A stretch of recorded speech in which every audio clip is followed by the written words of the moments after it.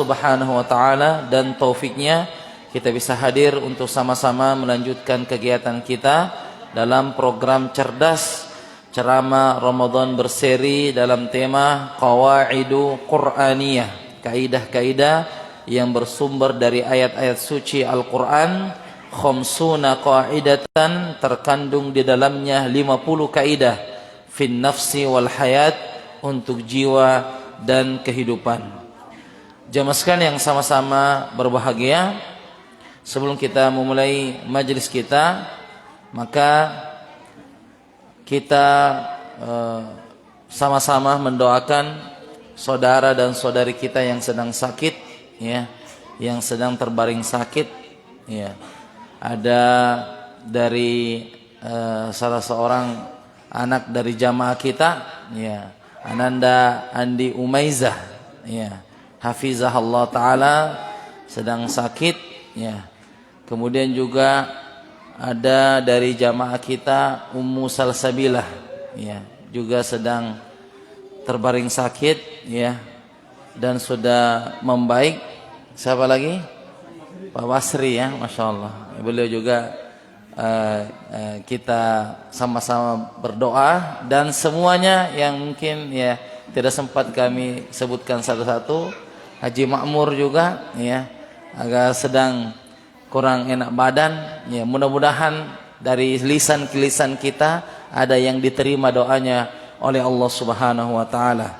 Bismillahirrahmanirrahim. Alhamdulillahirabbil alamin, arrahmanirrahim, maliki yaumiddin, iyyaka na'budu wa iyyaka nasta'in, ihdinas siratal mustaqim, siratal ladzina an'amta 'alaihim ghairil maghdubi 'alaihim waladdallin. Amin. Allahumma salli ala Muhammad wa ala ali Muhammad kama sallaita ala Ibrahim wa ala ali Ibrahim innaka Hamidum Majid. Allahumma barik ala Muhammad wa ala ali Muhammad kama barakta ala Ibrahim wa ala ali Ibrahim innaka Hamidum Majid. Allahumma inna nas'aluka bi asma'ikal husna wa sifatikal ula. Allahumma ya Syafi, Allahumma ya Syafi, Allahumma ya Syafi. Allahumma shfi mardana wa mardal muslimina ya rabbal alamin. Allahumma shfi mardana wa mardal muslimina ya rabbal alamin. Ya Allah, ampunilah dosa-dosa kami dan seluruh dosa kaum muslimin. Kami bertawassul dengan amal soleh ini. Ya Allah, sembuhkanlah orang-orang sakit di antara kami dan orang-orang sakit dari kalangan kaum muslimin. Allahumma innaka afuun tuhibbul afwa fa'fu anna. Allahumma innaka afuun tuhibbul afwa fa'fu anna. Allahumma innaka afuun tuhibbul afwa fa'fu anna ya rabbal alamin. Rabbana atina fid dunya hasanah wa fil akhirati hasanah wa qina adzaban nar. Rabbi ighfir lana wa liwalidina warhamhum kama rabbawna shighara. Subhana rabbika rabbil izzati amma yasifun wa salamun alal mursalin walhamdulillahi rabbil alamin. Amin ya rabbal alamin. Mudah-mudahan doa kita bisa diijabah oleh Allah Subhanahu wa taala di waktu-waktu yang terbaik di 10 malam terakhir ini. Jamaah sekalian yang sama-sama berbahagia, ada beberapa hal yang ingin kami sampaikan sebelum kita melanjutkan kegiatan kita berkaitan tentang ibadah-ibadah yang kita kerjakan di dalam masjid, ya. Bagi jamaah sekalian dan juga peserta mu'takifin, orang-orang yang sedang beriktikaf, ya. Ada amalan-amalan yang mungkin bisa menjadi perhatian bagi kita. Ya, ada sunnah, ya, yang perlu kita hidupkan, yaitu ketika kita sedang sholat sunnah, ya, maka disunnahkan bagi orang yang sedang sholat sunnah itu menggunakan sutrah, ya, menggunakan sutrah, yaitu sebuah benda, ya, atau semacamnya yang kita simpan di depan tempat sujud kita, ya, sebuah sutra yang kita simpan di depan tempat sujud kita, ya, sekitar 1 jengkal dari tempat sujud kita, itu kita simpan sutra. Dan sutra itu apa saja, ya, mau dia tiang, mau dia manusia, mau dia tas, mau dia meja, lebar tidak ada ukuran, yang ada adalah ukuran tinggi. Ya, yang ada adalah ukuran apa? Tinggi, yaitu seukuran 1 hasta. Ya, 1 hasta itu dalam agama adalah ujung jari tengah, ya. Yang paling tinggi di sini jari apa? Ya, ujung jari tengah sampai ke siku. Sekitar 45 cm. Sekitar 45 apa? cm. Ya. Jadi kalau kita ingin sholat, maka pastikan kita bisa sholat di depan sutra. Ya. Jadi jangan kita sholat kemudian tidak ada di depan. Ya. Kalau misalnya ada orang yang sholat di saf kedua, kemudian dia niatkan sutra misalnya meja mushaf, ini sudah satu hasta, cuma jaraknya terlalu jauh. Ya, jaraknya itu sekitar 1 jengkal. Kata ulama kita itu bisa, ya anak kambing bisa lewat. Ya, ketika kepalanya sujud dan kain sutra, misalnya ini sutra, kemudian ini kepalanya, itu bisa lewat anak kambing. Ya. Jadi sekitar 1 jengkal jaraknya. Jadi kalau kita salat di saf kedua misalnya, itu hendaknya mendekat kepada apa? Sutra. Ya, bukan kain sutra ya, bukan. Sutra itu adalah penghalang. Agar fungsinya apa? Fungsi sutra itu supaya kita bisa lebih fokus. Karena kalau ada kita simpan di depan, maka fokus mata kita ya berada di depan sutra, tidak melihat apa yang di belakang sutra. Kemudian juga orang yang ingin lewat di depan orang yang sholat, dia lewatnya di mana? Di belakang sutra. Jadi dia tahu, oh ini ada pembatas. Jadi dia lewatnya dari belakang. Kalau tidak ada sutra, maka bisa saja dia lewat di depan orang yang sholat. Ya. Jadi ini termasuk sunnah yang perlu diperhatikan.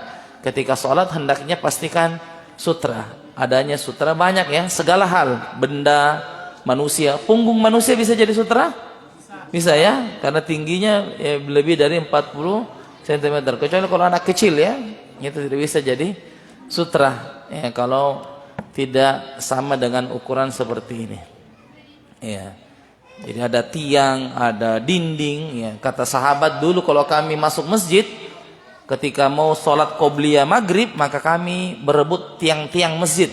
Ya. Sampai-sampai kami ya artinya rebutan begitu. Untuk cari tiang-tiang masjid untuk dijadikan apa? Sutra. Jadi ini termasuk ya sunnah yang perlu kita hidupkan. Bahkan kalau ada mungkin jamaah yang sedang sholat, ya bisa kita bantu untuk menghidupkan sunnah. Kita simpankan sutra di depannya. Ya, jangan simpankan kopi depannya ya. Sutra, ya sutra supaya bisa fokus untuk menjalankan. Yang berpahala yang meletakkan, yang sholat juga insya Allah mendapatkan pahala. Adalu khairi kafailihi. Orang yang mengajak kebaikan akan mendapatkan pahala seperti orang yang mengerjakannya. Baik. Kemudian juga ada hal yang ingin perlu kita sampaikan berkaitan tentang dalam masjid. Masih dalam masjid adalah dalam hal azan. Azan ya, itu disebutkan oleh para ulama bahwasanya ketika azan berkumandang, maka dimakruhkan seseorang untuk keluar dari masjid kalau tidak mendesak. Jika azan sedang berkumandang, maka dimakruhkan keluar dari masjid kalau tidak mendesak. Contoh misalnya sedang azan, kemudian dia sengaja keluar dengan alasan mau pergi wudu. Baik, apakah wudu ini mendesak? Tidak. Nanti dia bisa tunda setelah apa? Setelah azan. Tapi kalau misalnya mau buang air, itu mendesak, maka silakan keluar. Tapi kalau misalnya dijadikan alasan, nanti azan saya baru mau keluar. Ya, maka ini dimakruhkan. Kenapa? Karena ketika azan dikumandangkan, yang kabur itu hanya setan saja. Maka dimakruhkan, hukumnya dibenci. Karena disebutkan ketika azan berkumandang, setan itu pada lari semua. Pada lari untuk keluar. Jadi, jika tidak ada kebutuhan mendesak, ya masih bisa ditunda, maka baiknya nanti setelah azan selesai sudah baca doa, setelah azan baru kita bisa keluar dari masjid. Itu adab ya, adab ketika masuk ke dalam masjid. Tapi kalau memang mendesak ya, dalam keadaan azan pun kita boleh keluar karena mendesak. Tapi kalau memang dijadikan alasan tadinya baca Quran, kemudian berhentinya nanti pas azan, selalu berhenti pas azan keluar, maka ini hukumnya dimakruhkan kalau memang hajatnya tidak apa? Tidak mendesak. Barakallahu fiik. Ya, kemudian juga masih berkaitan tentang dalam masjid ya. itu adalah ketika membaca Al-Quran itu ketika kita sedang membaca Quran dengan suara yang terdengar. Kemudian ada orang yang sedang sholat sunnah di dekat kita, maka dikecilkan suaranya. Ya, dikecilkan suaranya karena bisa mengganggu orang yang sedang sholat sunnah. Ya. Kalau dalam masalah Quran saja dikecilkan, apatah lagi orang yang sedang cerita, ya, atau sedang main game. Ya, jadi lebih parah lagi. Ya. Jadi hendaknya itu dikurangi suara. Tadinya besar karena ada orang sholat di dekat kita, langsung dikecilkan suara kita. Ya. Masih berkaitan tentang adab juga dalam masjid. Ya, ketika kita sedang mengaji, datang ngantuk, ya ini sudah kita sebutkan ya, mengantuk, maka selesaikan dulu ngantuknya, menguapnya sebelum membaca Al-Quran. Jangan membaca Al-Quran sambil menguap. Zalikal kitab hudal lil muttaqin. Kenapa? Membayangkan diri sendiri. Membayangkan diri sendiri? Baik. Jadi jangan, hilangkan dulu itu, menguapnya dulu, dan ketika menguap adabnya apa? Ditutup. Jangan sedot temannya yang sedang mengaji. Dia menguap, disedot temannya juga. Jangan disedot temannya. Sampai juga mau disedot. Ya. Jadi adabnya kalau menguap ditahan kalau bisa. Ya, kalau bisa digigit, ya. Gigit itu. Ya. Kalau tidak bisa digigit, maka ditutup dengan tangan kiri. Ya. Dan cara menutupnya juga harus ya benar. Ada juga menutup itu pakai 3 jari ya. Apa ini? Menutup itu ini nih, menutup.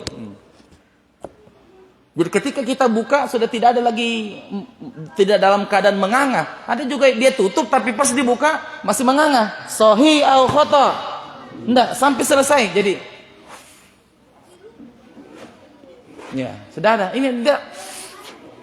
Masih terbuka. Jadi sama aja.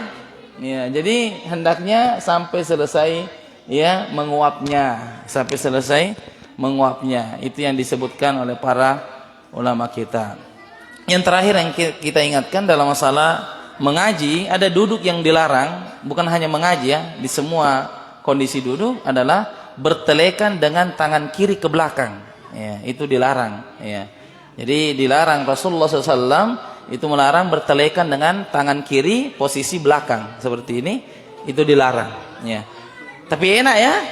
Ya. Beda itu kalau tangan kanan, standar kanan itu beda. Kalau standar kiri itu lebih enak. Ya. Sama dengan kalau ini tidur ya, tengkurap itu lebih enak ya. Tapi tengkurap itu dilarang. Dilarang orang apa? Tengkurap. Nabi pernah melihat di masjid ada orang yang sedang tengkurap. Nabi tendang.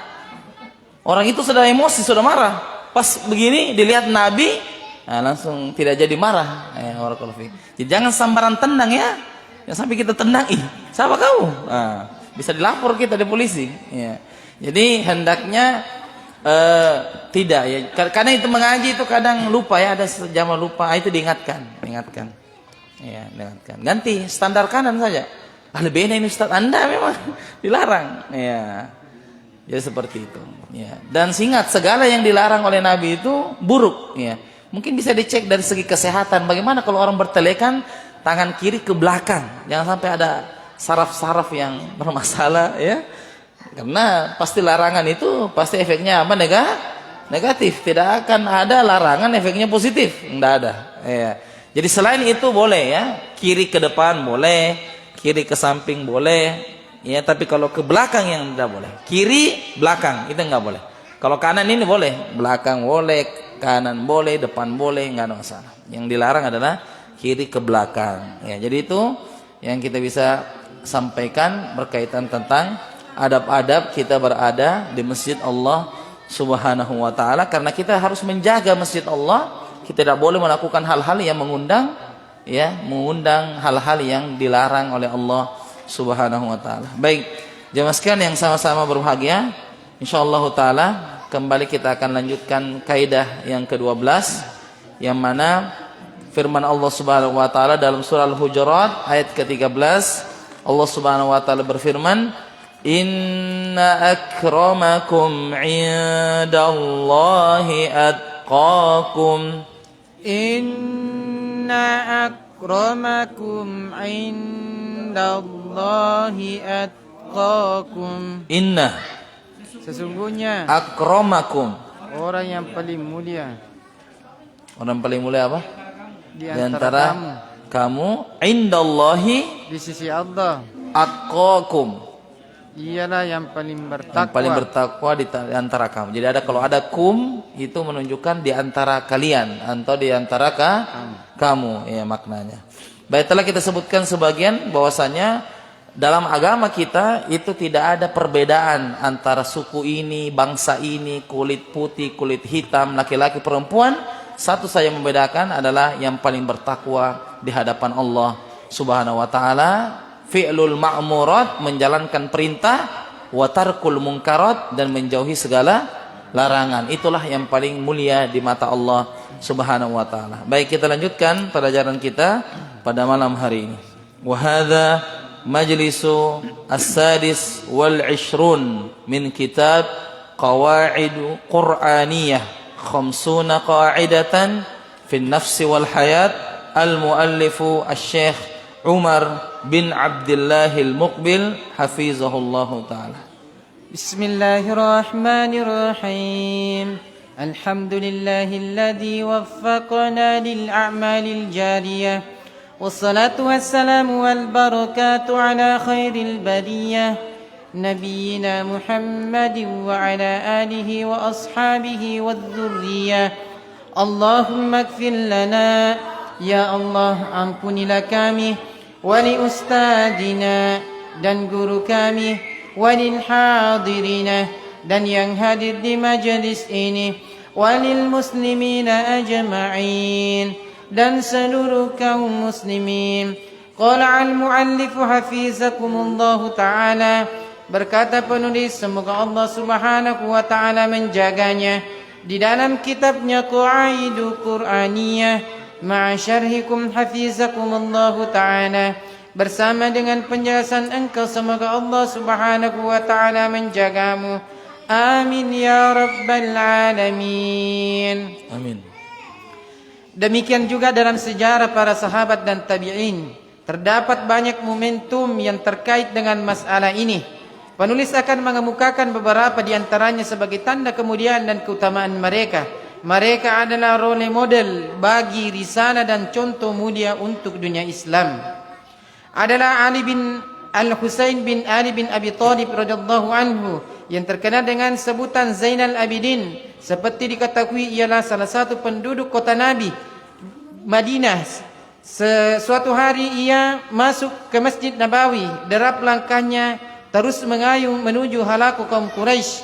Ketika sampai di halaku Zaid bin Aslam, pelayan sekaligus seorang ulama besar di Madinah pada masanya, Zainal Abidin duduk di dekat ulama itu. Terlihat beberapa orang mencelanya. Mengapa anda duduk di majlis ini? Bukankah anda seorang laki-laki Quraisy yang terhormat dan cucu Rasulullah? Zainal Abidin membalas dengan sebuah jawaban yang menyentuh nalar. Bukankah setiap orang yang diperbolehkan duduk di sebuah majelis di mana hal itu dapat menghadirkan kebaikan bagi agamanya? Bismillahirrahmanirrahim. Alhamdulillah wassalatu wassalamu ala Rasulillah wa ala alihi wa sahbihi wa mawalah, amma ba'd. Qala al-muallifu hafizahullahu taala, beliau akan menyebutkan contoh yang mana sekali lagi menjadi ukuran adalah yang paling bertakwa. Inna akramakum indallahi atqakum. Sesungguhnya yang paling mulia di mata Allah adalah yang paling bertakwa.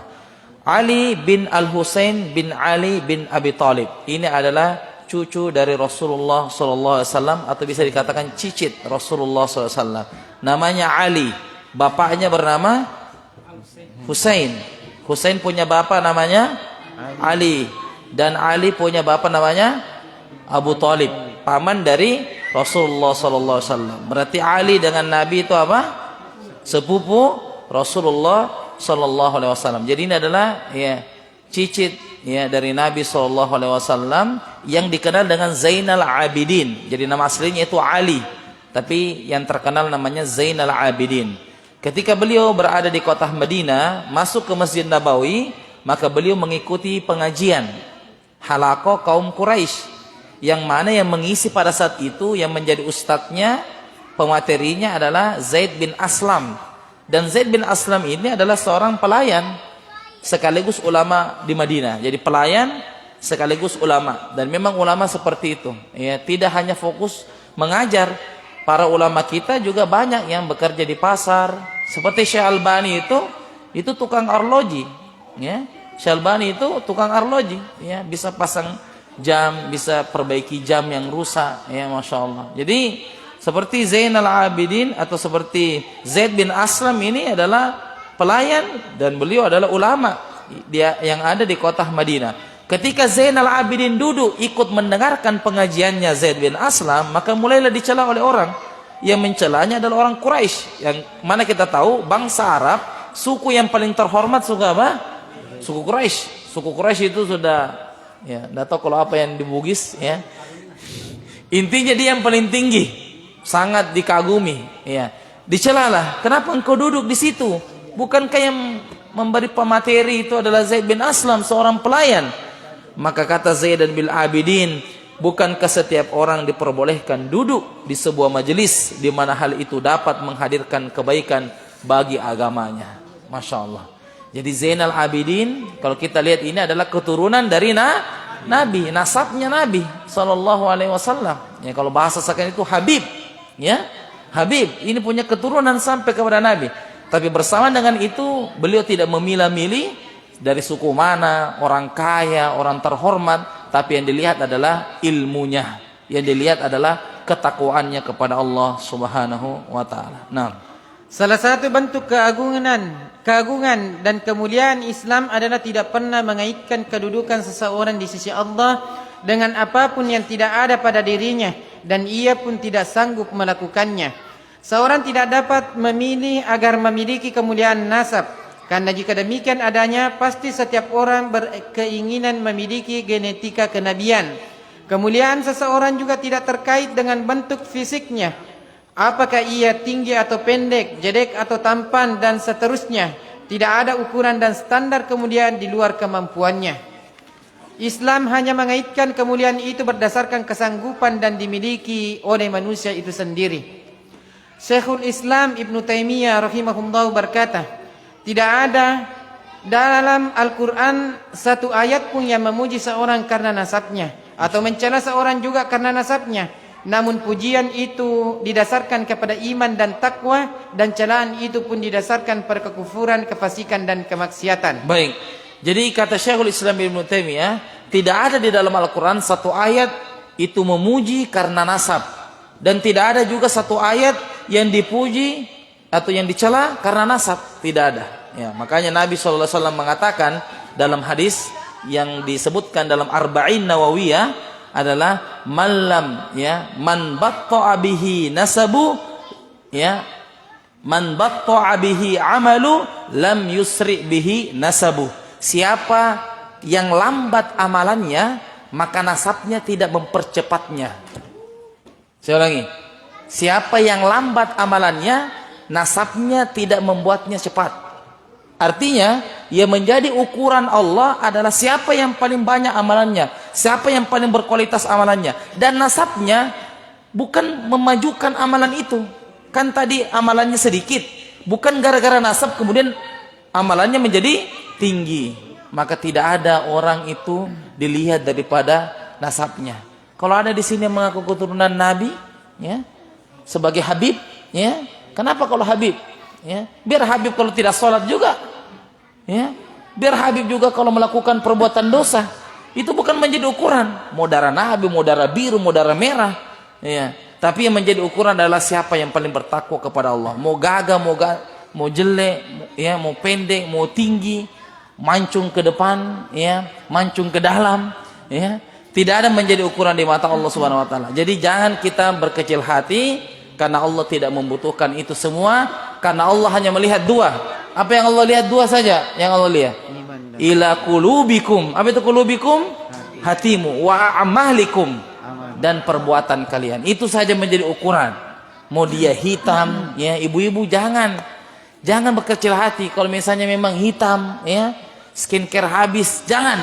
Itu bukan menjadi ukuran. Yang menjadi ukuran adalah hati dan amalan. Itu yang menjadi ukuran. Bukan masalah ini dari suku mana, bangsa dari mana. Nah, pandangan Ibnu Taimiyah ini diperkuat oleh sebuah fakta bahwa Allah menurunkan sebuah surat utuh yang di dalamnya mencela Abu Lahab karena kekufurannya serta permusuhan yang dia hembuskan kepada Rasulullah. Allah juga melarang nabinya untuk mengusir orang-orang fakir dan lemah dari kalangan orang-orang beriman.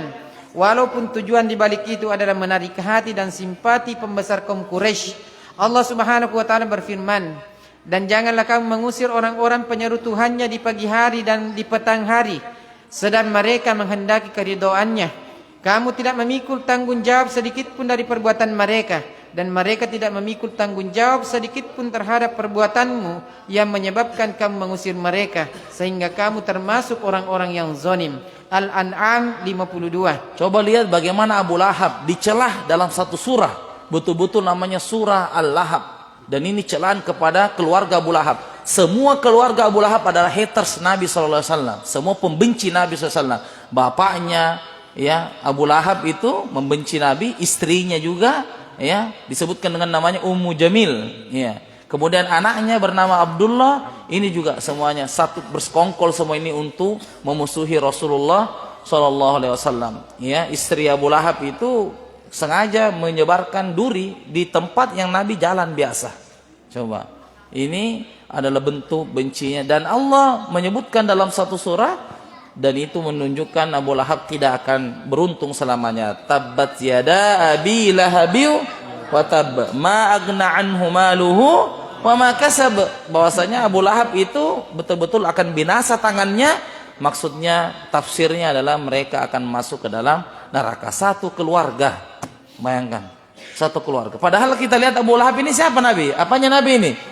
Pamannya Nabi, pamannya Rasulullah Sallallahu Alaihi Wasallam. Tapi bersama dengan itu, Nabi tidak menolong Abu Lahab karena kekufurannya kepada perintah Allah. Nah, Allah juga berfirman dalam ayat lain, "Dan bersabarlah kamu bersama-sama dengan orang-orang yang menyeru Tuhannya di pagi dan senja hari dengan mengharap keridhoannya.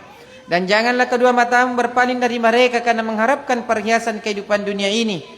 Janganlah kamu mengikuti orang yang hatinya telah kami lalaikan dari mengingat kami, serta menuruti hawa nafsunya, dan adalah keadaannya itu melewati batas." Al-Kahfi 28.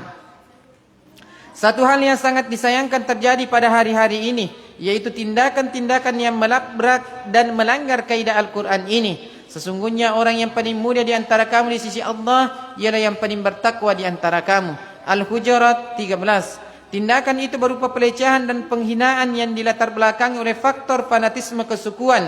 Fenomena ini tidak saja terjadi saat persinggungan yang menyeret nama-nama suku atau kepada hal pujian yang bersifat dibolehkan, akan tetapi terkadang melewati batas pada pujian yang berlebih-lebihan dan meninggikan kabilahnya atau merendahkan kabilah lain.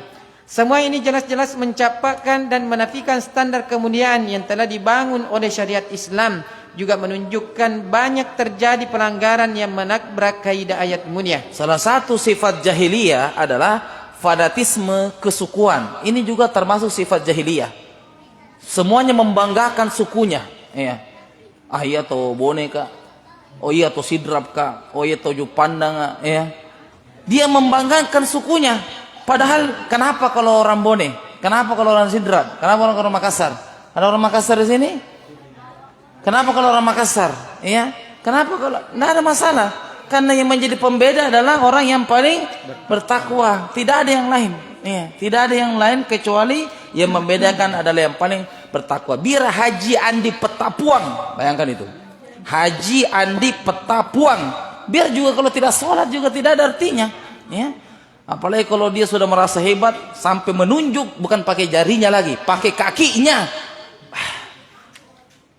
Haji Andi Petapuang menunjuk itu pakai kakinya. Ambilkan dulu itu. Pakai kakinya. Bayangkan itu. Kalau di Jawa kan, penjenengan, saudara mana jempol. Monggo Mas.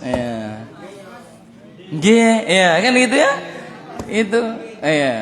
Ora iso Mas. Jadi ini ya. Tapi kalau ada juga yang betul-betul, wah sudah bangsawan. Ini kakinya menunjuk. Ambilkan dulu itu pakai kakinya, coba. Luar biasa. Tapi Allah Subhanahu wa taala tidak akan melihat itu. Yang Allah ingat adalah siapa yang paling bertakwa, siapa yang paling bersungguh-sungguh ketika masih di dunia. Nah, karena itu, hendaklah setiap muslim yang membaca dan mendengar firman Allah ini menjaga diri untuk tidak sombong dan takabur yang menyebabkan dirinya tercelah. Hendaklah ia juga menyadari bahwa siapa yang cacat amalnya, maka nasabnya tidak akan menyempurnakannya. Baik, itu tandai, Masya Allah, bahwa siapa yang cacat amalnya, maka nasabnya tidak akan menyempurnakannya. Ya. Tidak ada orang itu masuk surga gara-gara yang paling bagus nasabnya. Sohi au khata. Mau darah Bugis, mau suku Tandruk Tedo, mau suku Kalos, mau suku Lancirang, mau suku Padaloang, tidak ada. Ya. Tidak ada, ya. Yang menjadi ukuran adalah, sekali lagi saya tanya, Allah itu melihat cuma dua. Apa itu? Jamaah sekalian, hati dengan amalan kalian. Kamu actionnya apa dulu waktu di dunia? Kamu apa yang kamu kerjakan waktu di dunia dulu? Hatimu bagaimana? Itu yang menjadi ukuran. Bukan yang paling gagah, bukan yang paling ini, tidak. Ya, paling kaya misalnya, tidak. Korun itu sudah dicap oleh Allah masuk ke dalam neraka. Dan kita tahu Korun itu adalah orang terkaya sepanjang zaman. Tidak ada yang melebihi kekayaan Korun. Ya. Firaun ini orang yang paling jabatannya paling tinggi. Tidak ada yang melebihi jabatannya Firaun. Sampai-sampai saking tingginya mengaku Tuhan. Ya. Tapi bersama dengan itu, mereka semua ini tidak dimasukkan ke dalam surga oleh Allah Subhanahu wa ta'ala. Maka jangan lagi kita merasa rendah, saya ini bukan orang kaya. Nah, sekarang pandangan kita selalu itu kalau dihormati orang kaya, hormati itu orang banyak uangnya dihormati. Orang miskin tidak dihormati, subhanallah.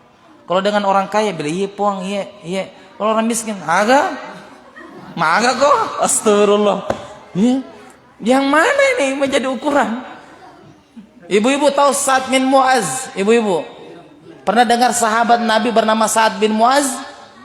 Jarang kan? Jamaah juga jarang dengar ada sahabat namanya Sa'ad bin Mu'az. Pernah dengar ya? Lewat-lewat. Bukan Mu'az bin Jabal, bukan. Sa'ad bin Mu'az. Kalau Mu'az bin Jabal mungkin sering, tapi Sa'ad bin Mu'az pernah dengar? Pernah, mungkin lewat saja. Tapi tidak sepopuler Abu Bakar. Sahih al-Khata, tidak sepopuler Umar, tidak sepopuler Utsman. Tapi ketahuilah, Sa'ad bin Mu'az ketika meninggal dunia bergetar arsy-Nya Allah Subhanahu wa taala. Bayangkan itu. Arsy-Nya Allah bergetar ketika meninggal Sa'ad bin Mu'az. Siapa sahabat ini? Sampai arsy Allah itu bergetar.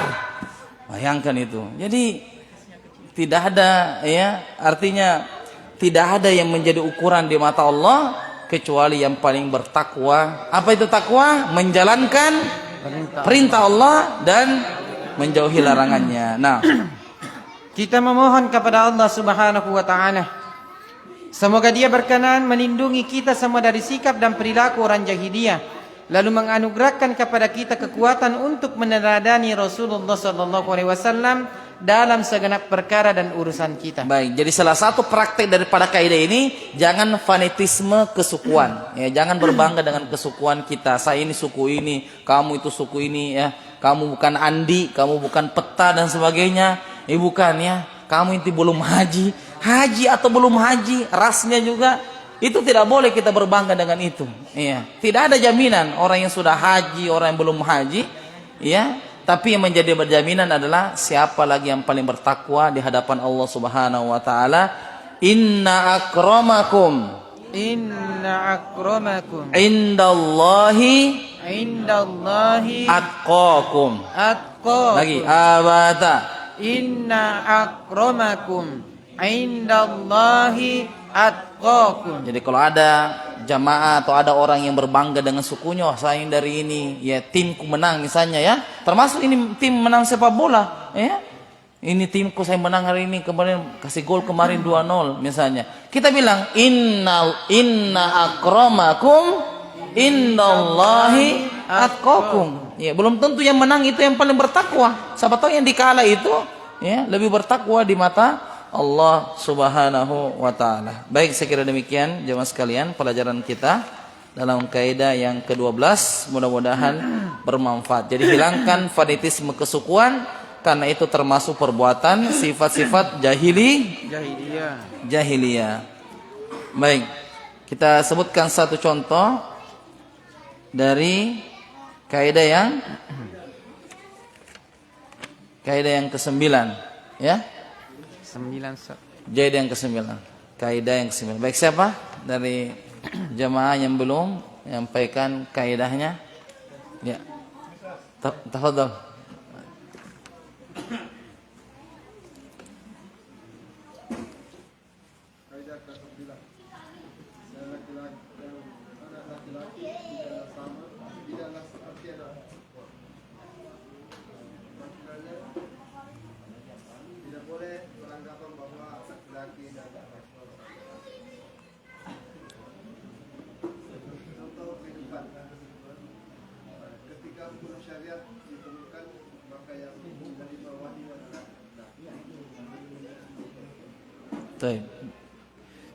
Bahwa ketika syariat diturunkan, yang menerima wahyu adalah laki-laki. Lebih spesifik lagi contohnya, contoh kehidupan ini ada yang dikerjakan, baru kita tegur, jangan kamu begitu, dalilnya ini. Begitu maksudnya.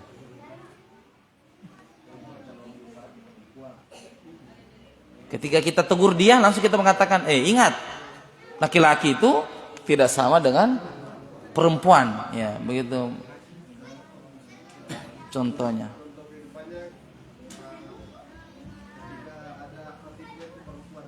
Iya. Baik, barakallahu fiik. Ketika ada khotib Jumat perempuan pesantren minyak. Baik. Jadi sahih, yaitu tidak boleh karena syariat itu hanya membolehkan khotib untuk laki-laki saja, ya. Jadi judul kaidah ini kan walaysa dzakaru kal unsa, laki-laki itu tidak sama dengan perempuan. Maknanya jangan pernah samakan antara laki-laki dengan perempuan. Ketika laki-laki sedang punya masalah, maka laki-laki itu memilih diam dan sedang mencari solusi. Itu laki-laki, diam sedang cari solusi. Adapun wanita, ketika dia sedang punya masalah, maka dia sedang cerita. Dan setelah dia cerita, maka dia telah mengeluarkan bebannya. Makanya kalau sudah cerita itu perempuan sudah segar lagi. Ibu-ibu, sahih atau khata. Jadi mau saja dengarkan saja curhatnya. Dia tidak perlu solusi. Ini tadi malam begini, tadi pagi saya begini, urus anak-anak. Dia cuma mau meluapkan itu. Setelah keluar itu sudah, stresnya sudah hilang, insyaallah taala. Tapi kalau laki-laki tidak, dia sedang diam. Makanya kalau dia punya masalah, dia sering menyendiri, diam, kemudian sedang mencari solusi. Kenapa seperti itu? Walaysa dzakaru kal unsa. Coba kalau anak laki-laki disuruh bikin PR, biasanya itu dia suka menyendiri. Tapi kalau anak perempuan, tidak, dia pergi ke bapaknya, kerjakan dulu pak ini, kerjakan dulu ibu. Karena kalau ada masalah seperti itulah, pemimpin itu harus terlihat beribawa. Yang mana beribawa itu? Kalau banyak cerita atau diam? Diam kan, makanya laki-laki itu diam, ya, cari solusi. Kalau perempuan memang ditakdirkan untuk selalu ngomong cerita, karena dia sifatnya yang dipimpin, sehingga orang yang dipimpin kan harus banyak masukan. Kamu kan pemimpin saya, ini masukan saya. Si pemimpin mendengarkan apa? Mendengarkan usulan-usulan dari yang dipimpin. Makanya itulah keadilan agama. Laki-laki memang diciptakan seperti itu, ya, kalem, ya, diam, ya. Tidak terlalu banyak pikir, santai hidupnya. Perempuan tidak. Perempuan itu heboh, ya, meriah. Biar masalah sedikit itu heboh sendiri. Itu perempuan. Iya. Bekerja juga. Ya. Tapi kalau laki-laki, dia lebih banyak diam, ya, dan diamnya itulah yang membuat wanita suka dengan laki-laki. Sahih atau khata? Coba bayangkan kalau laki-laki seperti perempuan, heboh, cerewet, ya. Maka hilanglah kejantanannya. Barakallahu fiik. Demikian kita tutup majlis kita dengan doa kafaratul majlis. Subhanakallahumma bihamdik asyhadu an la ilaha illa anta astaghfiruka wa atubu ilaik. Assalamualaikum warahmatullahi wabarakatuh.